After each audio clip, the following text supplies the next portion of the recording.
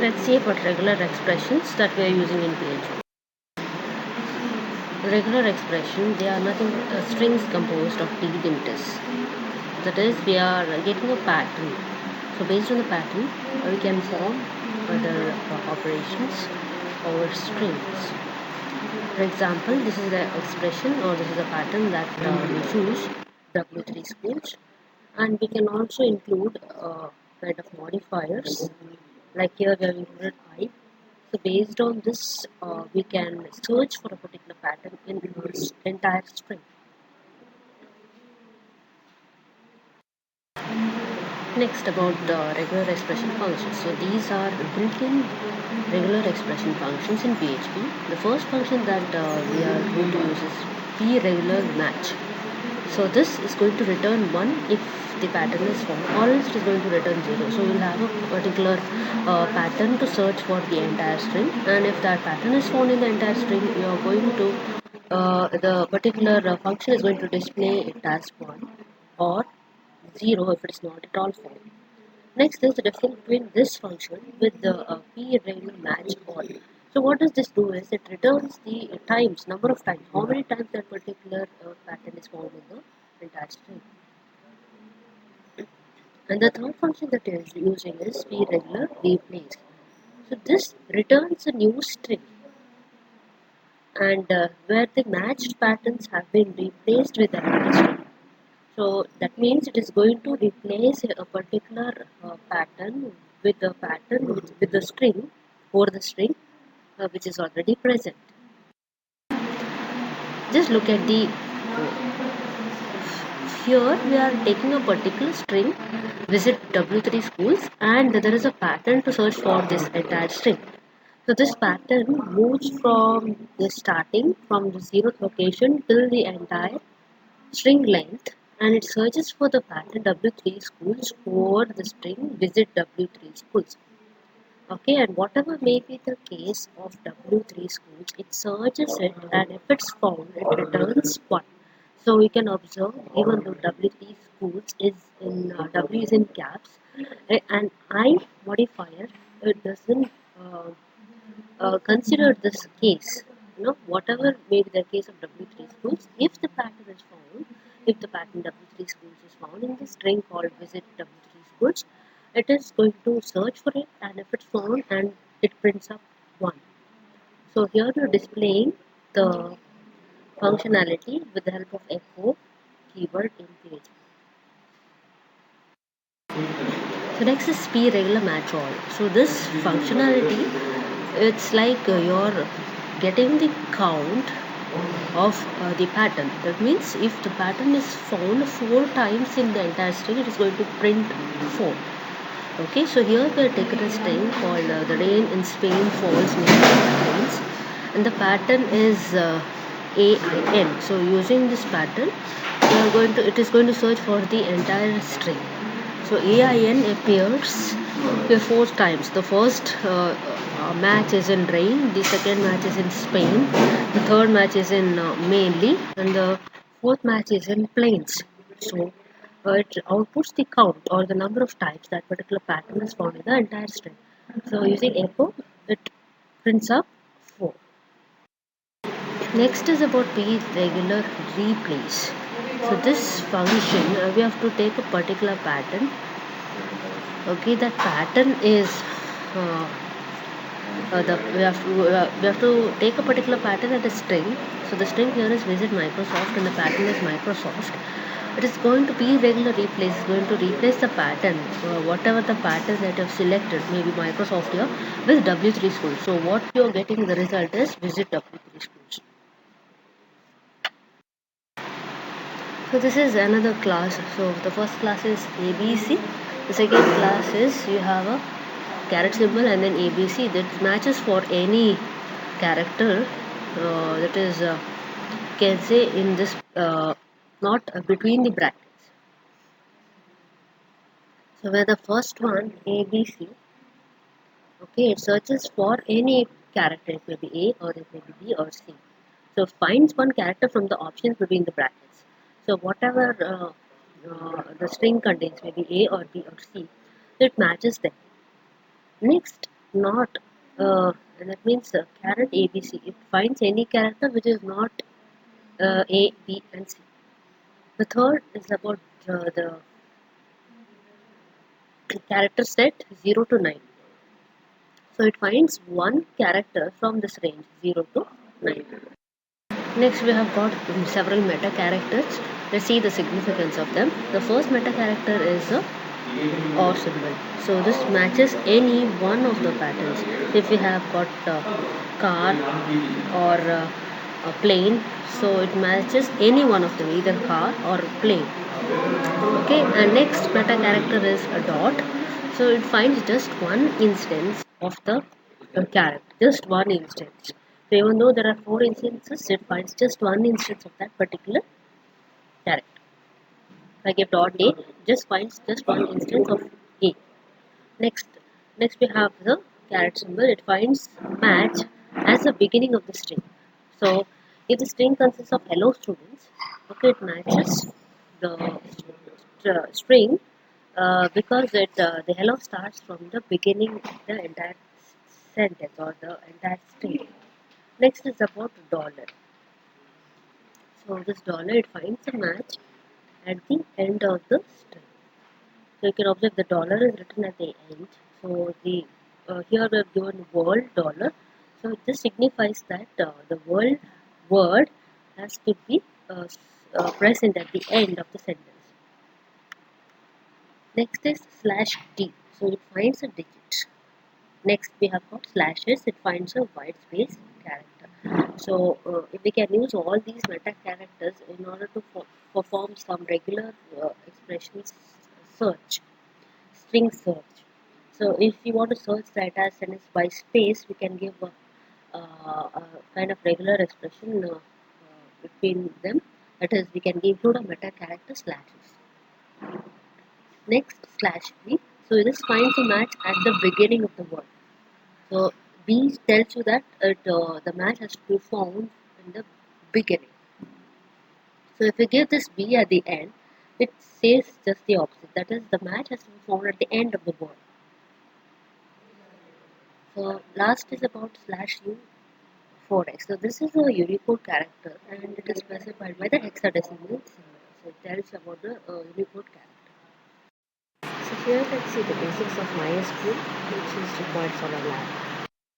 As we know, this MySql is a database system which is used on web and it runs on server. It is a very fast, reliable and easy to use.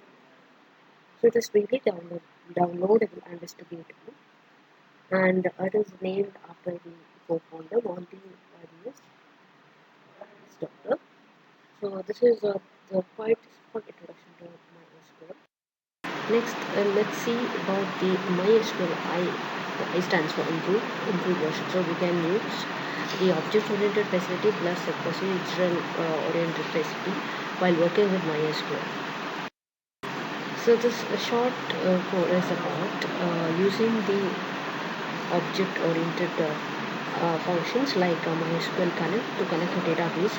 So here we are connected a database based on the server, which is a server localhost, plus the user based on the username and the password.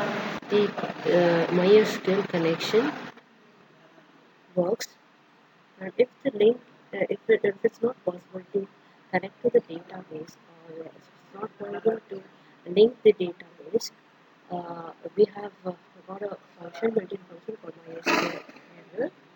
It's a built-in MySQL function that where a particular message is being displayed, and we can replace it by the desired message with the help of die function. And die is a built-in function. So this die function closes of the this die function is used to display a kind of message and abort the session. Next, if it could be connected successfully, we can also print a message, a desired message, with the help of echo keyword. And finally, the connection to the database can be closed off with another built-in function called MySQL close of the particular link which we have used to create the connection to the database. Next, this is the way actually how we select a particular data from the database, or we select certain columns from the table. So we can use select column name from table name, or select data from a particular database. And we have got a MySql connect function which is used to open the connection to the database. And if it's successful, if it's possible to successfully link the database, we can print a successful message, or else it's a failure. And we have another function that is connect error, or MySql I underscore connect error, that displays the error description for the connection. And this is the way of how we can include the object-oriented style of including the connect error function. So this tells you that we can create a connection. It's possible to select certain columns in the database. We can create the database. Then also we can print all the rows which are there in the database. So first of all, we have created a server name, local host, username is an username and password, and the database name is set to MyDB.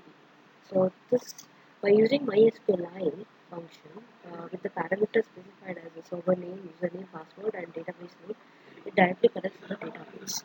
So you're checking the connection error, or if there is a possibility of not connecting to the database, this kind of message can be displayed with the help of die function. And this connect error checks the connection link errors. So using connection connect error, we can it's possible to diagnose any error link, in the sense connection links. And we can specify the query, whatever query we want to have from the database, like here select ID, first name, last name. If you want to fetch first three columns, it may be ID or first name and last name from the table. So table here is my guess, which is under the database called MyDB. So let's say we want to select the ID, first name and last name. So this is how we can specify using select option, and we can store this query in another variable called SQL. With the help of connection query built-in function, we can retrieve that entire query, and for if there are any number of rows that are there in the table, we can fetch them using fetch underscore SOS. It's like an array. It loops up to the entire table, fetching each row and column values. So it will fetch the row ID, row first name, and row last name. So next here, this is a program where you are using PHP to sort the student records which are stored in the database using selection sort. So the input is we need to give a set of student records. This we need to create a database. First of all, before that, you have to connect to the database server, then create a database. Along the create table, insert the table values, and we can start using that particular database. The output is we need to have the records being sorted, maybe on the student ID. So here there is a student ID, so sorting records based on selection sort. So in the next slide we'll see about selection sort. What exactly is this selection? So it is a algorithm, sorting algorithm, where it finds the minimum element, okay, in order, and it actually puts the unsorted element in the beginning of each array. So we are creating many such arrays subsequently during the process, and one such array is the subarray, which will already be sorted, and the remaining subarray which is yet to be sorted. So in every iteration you will find out the minimum element, and that minimum element will be picked up and moved to the beginning of the unsorted list. So let's say I've got the first array. You can upload the first line. The array consists of these many elements, 5 elements, 64, 25, 12, 22 and 11.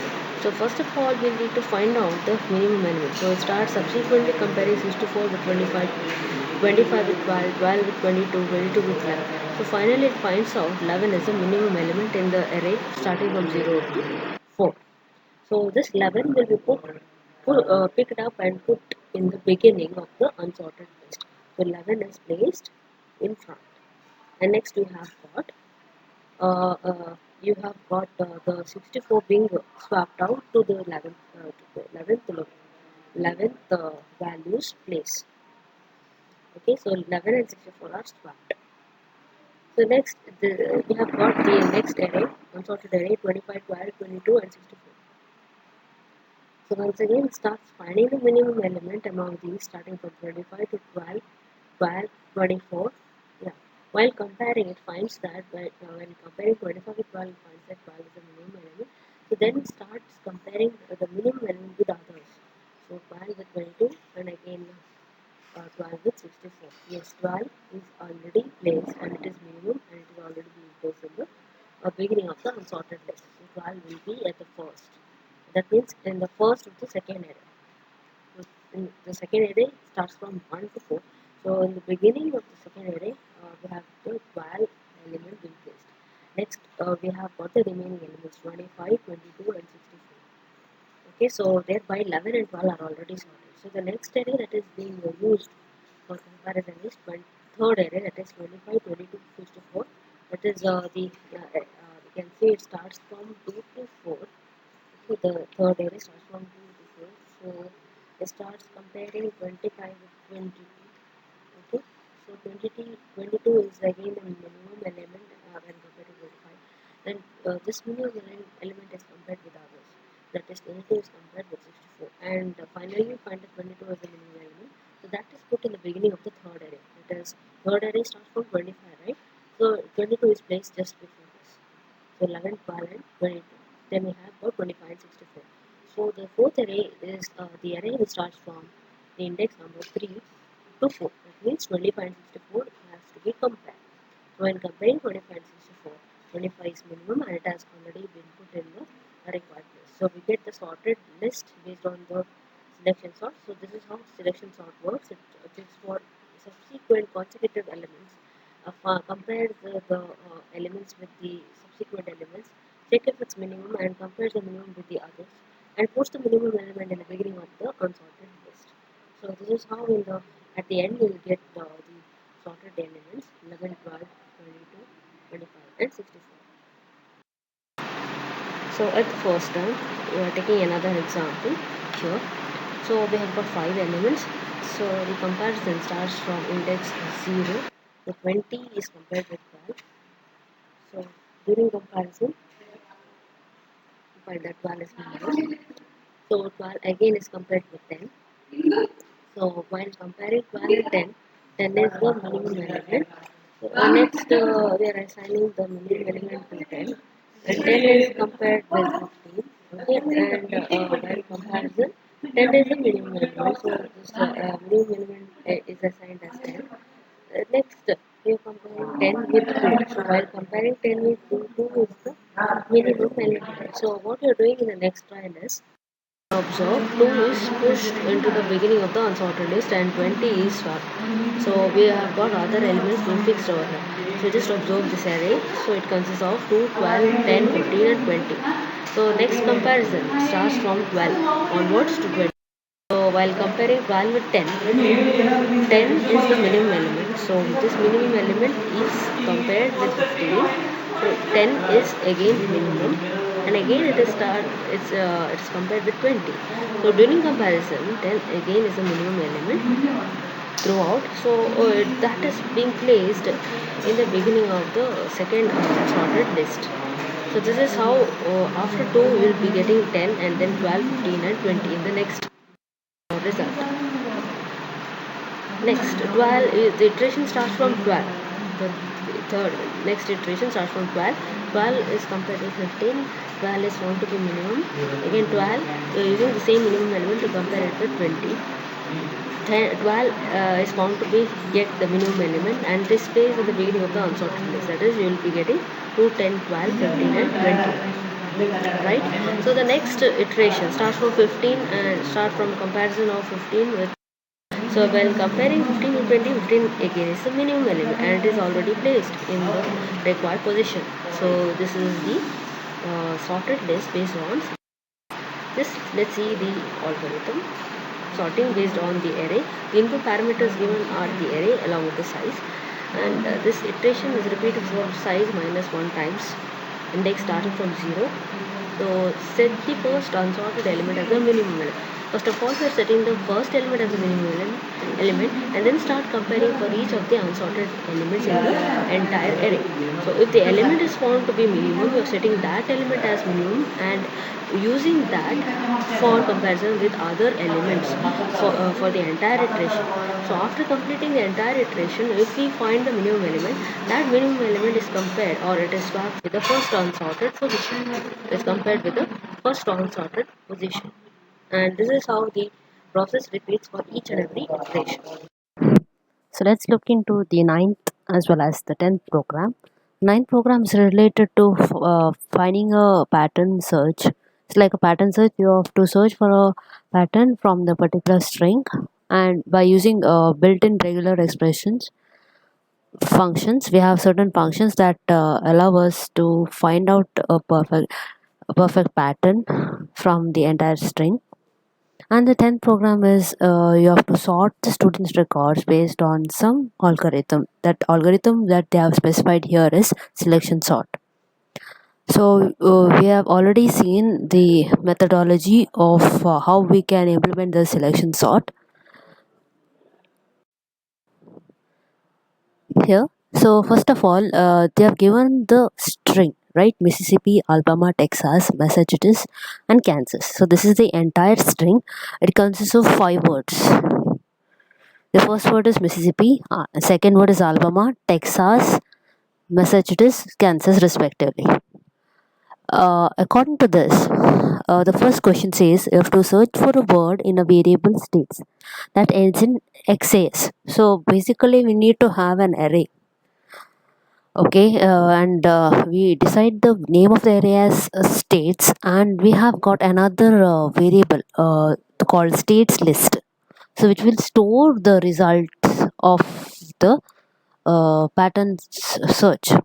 Okay, so in the first case you have to search for a pattern that ends in XAS. In the second question, we have to search for the pattern that begins with K and ends in S. That is, we need to perform a case insensitive comparison. Third is we need to search for a word that begins with M and ends in S. And the last question is to search for a word in the states. That means in states array we have got all these 5 words that is being stored. And finally the resultant, that is the stateless array, must contain all the results as per the questions A, B, C and D. So first thing is, let's include a PHP code like this. Tag, the first tag was a PHP tag. Next we have specified this entire string. Let's take a variable called str. Okay, and in this str we store the entire string. Next we have to split the entire string based on some kind of regular expression. So what we will do, we'll specify slashes for that. That's the way how we can split the entire string based on one or more white spaces. So you can observe slash s plus tells you that we need to split. Preg underscore split is a built-in function that allows us to split the entire string based on some specified pattern. So what we have given here is we need to split the entire string based on one or more white spaces, and the str is also given as an input. So in the str we have got the entire string, and these 5 words, separated 5 words based on the white space, is stored in another variable called words. So in words we have got Mississippi, then the next we have got Alabama separately, next Texas, next Massachusetts, and Kansas separately. So we get 5 words in the words variable. So what we do to store the result is we need to declare a separate array. Okay, we need to declare a separate array, and since they have mentioned that store the word in element 2 of the list, so it should be stored in terms of a list. We are creating an array, empty array, and assigning it to a variable called stateless. So let's traverse for each and every words in the word. Okay, so in words we have got 5 words, that is Mississippi, Alabama, Texas, Massachusetts, and Kansas. So it is using for each loop we are trying to move to each and every word, check whether it matches a certain pattern. Okay, so here we have given a condition wherein we specify the matching criteria. So if p regular expression underscore match, so this is a built-in function wherein it matches the string. Okay, matches the string based on the pattern. So what is the pattern here? We need to extract the word that ends in XAS. That means we specify it by XAS dollar. So any word that ends with XAS is being stored or is being extracted and pushed into the resultant array. Okay, so it matches it checks the word. Okay, it checks the word. What is there in your word is individually it starts with checking with the Mississippi first whether it has got XAS at the end. No. Next, for the next word will be assigned as Alabama. So whether this word has got the ending as XS. No. Next, for Texas. Yes. So this matches with the pattern. So that particular word, that is Texas, will be stored in state list of 0. Right? So this is the answer to the first question. We have stored the element in the list, the first position. So second question is we have to search for the word in the states that begins with K and ends in S. So what pattern match we need to give? We need to use the same built-in function preg underscore match, and starting it should begin with K. So that's why we're using caret symbol and K. Okay, and in between we can have any alphabets from A to Z, that is any character from the character set A to Z, and it should end with S, so we can multiply it or into S, and that S is in at the end of the word, so we specify it by dollar. And why we have given /I is just to perform case insensitive comparison. Okay, we check the word, each and every words in the word. Okay, starting with the starts with Mississippi. Does it start with K and ends in S? No. Next it checks for Alabama. No. Next for Texas. No. Next for Massachusetts.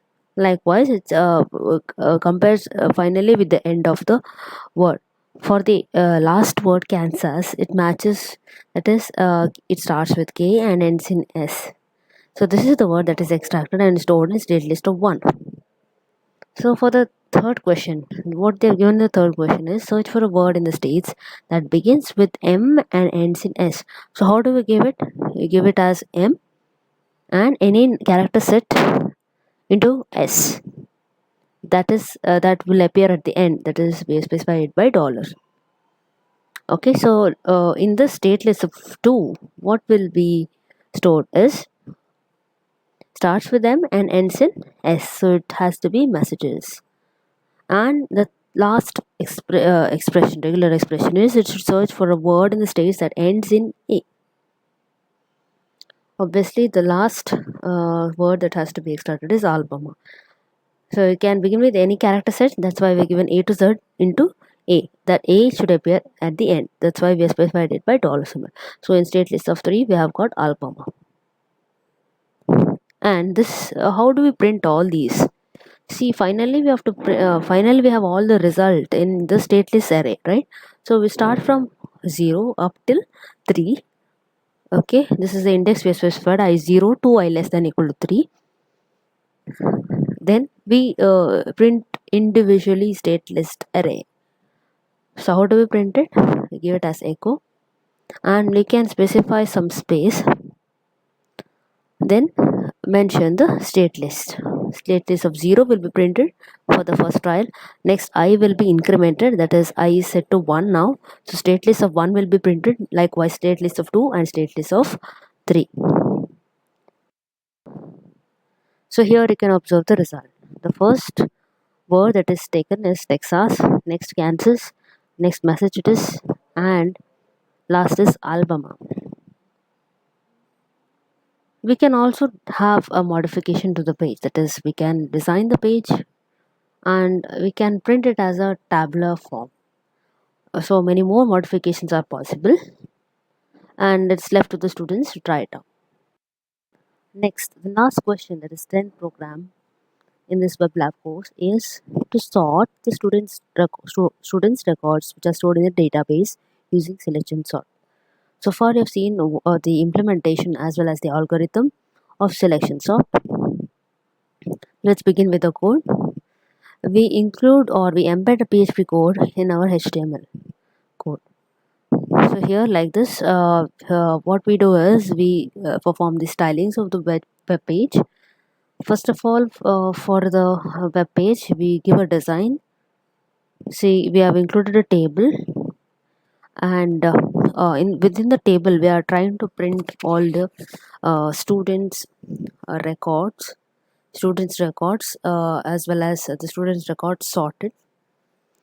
So we have specified a styling feature, that is border we have set to 1 pixel solid black. Width of the table is 33%, including the rows, including the cells as well as the headers.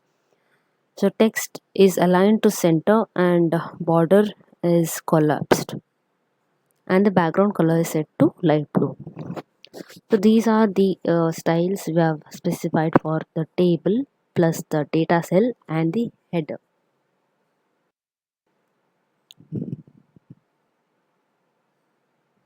So just here you can see the PHP code wherein we have given the server name, username, and password along with the database. So create a connection. This is how we create a connection using MySql I connect. We give the server name, username, password, and database name.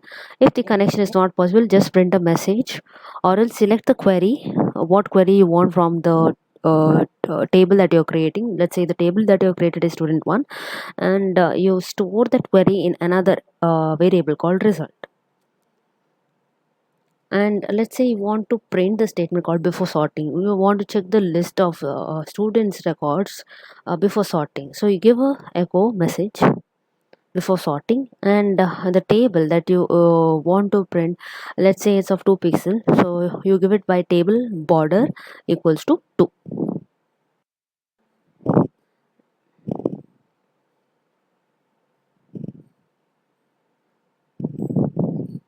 Yes, next, if you want to have some headers for the table, that is first column is USN, next is name, next is address, 3 columns.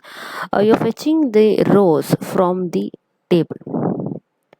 If there are rows present in the table, you're going to iterate throughout the table, print the take the first row. Okay, you're going putting in the first row the respective values of the USN. Next, in the same row, you're putting in the same row, second column, you're going to put the name of the particular student. Next, in the third column, you're going to print the value in the print the address in the third column. That completes one entire row.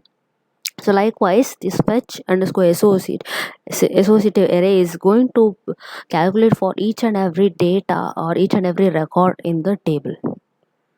Next, you're going to transfer all the USNs into a particular array called A. This is basically for the comparison between USNs to other names and addresses. So we'll see why it is done in the next slide.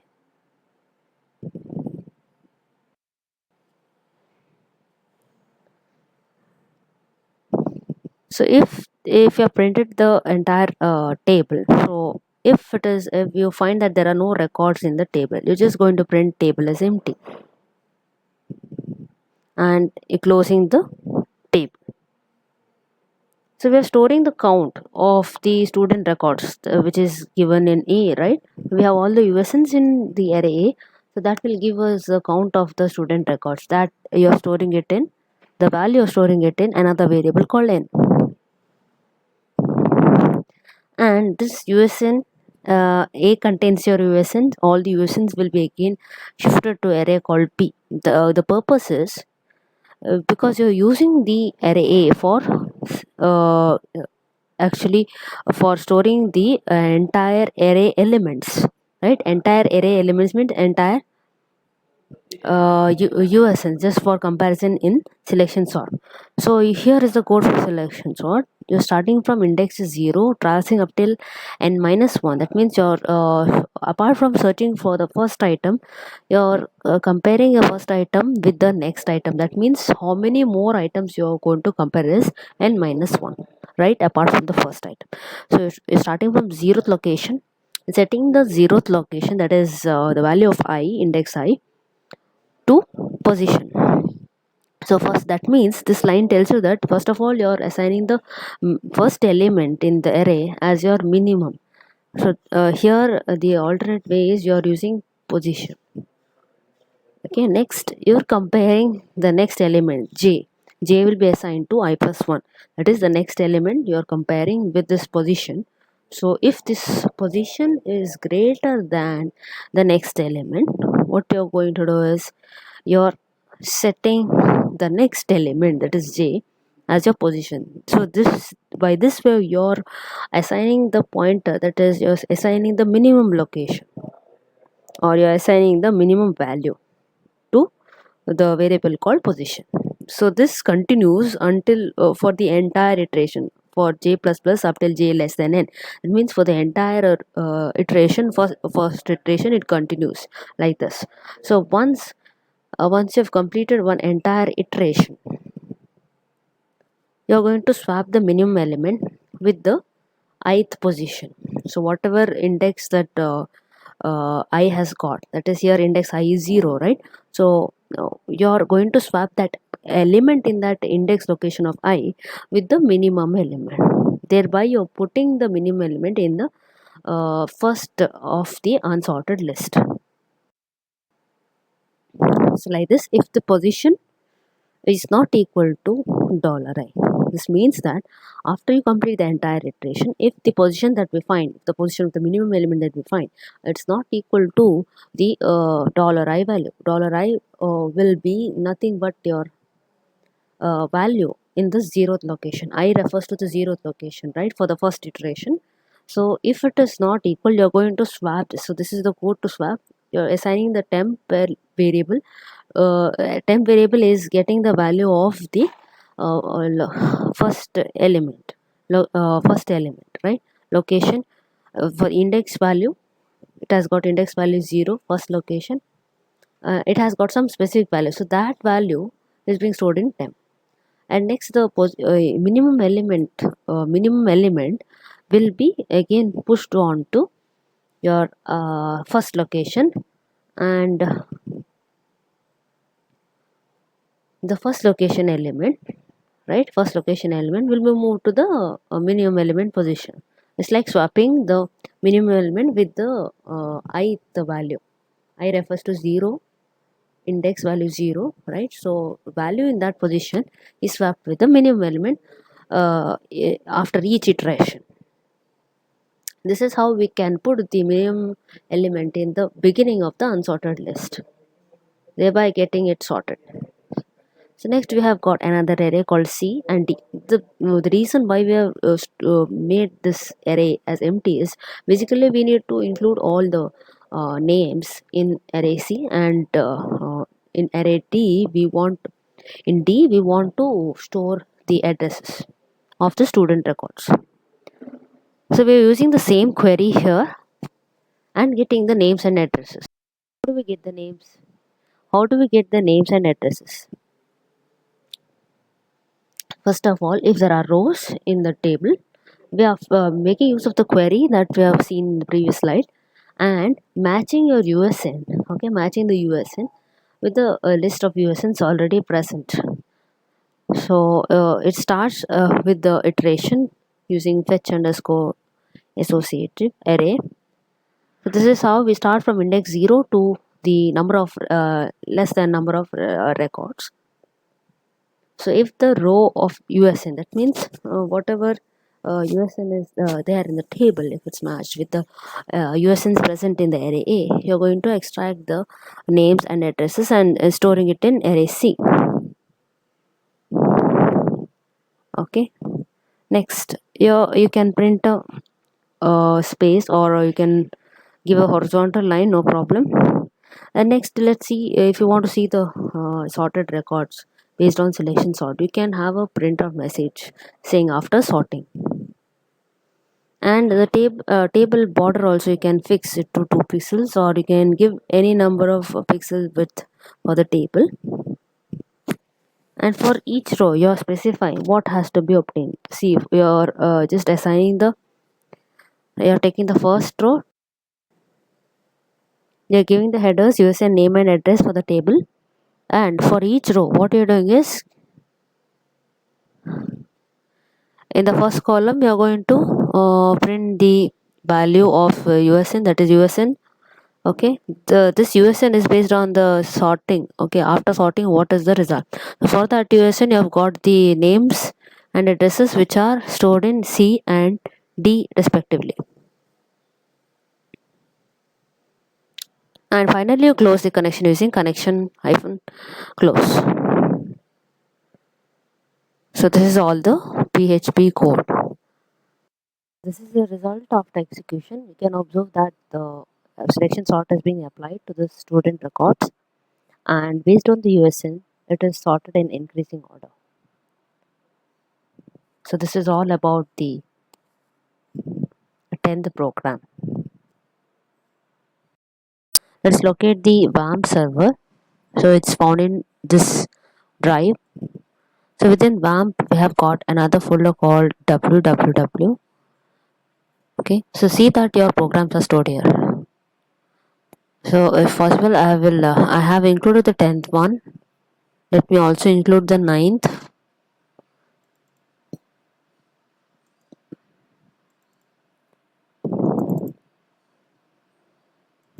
So I will move this particular file there to that particular location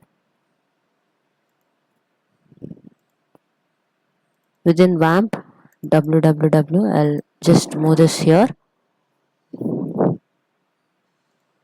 Yes, now let's see the execution of this program. We have got the WAMP server, just left click and run it in localhost. So while running the WAMP server, see that the Apache port which has been used anywhere is closed off. So this is the localhost server. So let's look into the program file name prg9.php.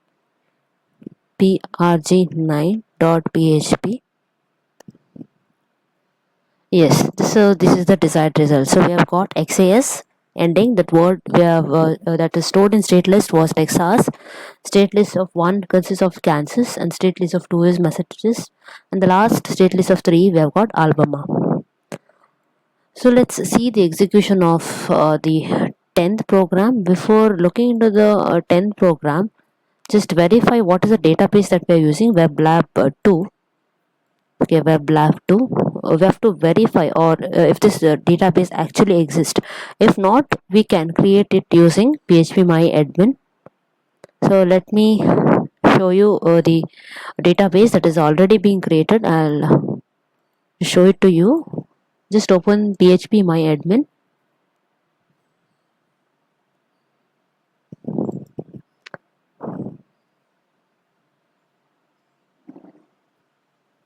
So within this, you will get the set of databases that's been created, and it allows you to create a new database or new table, or insert values into the table, as well as create queries within that. So just click on see, you can observe that this web lab 2, which was there in the code, is already there, right? Web lab 2. Yes, just name it as web lab 2. If not, you can create a new database like this. New. Okay, this will move to the database name. You can create a new database name.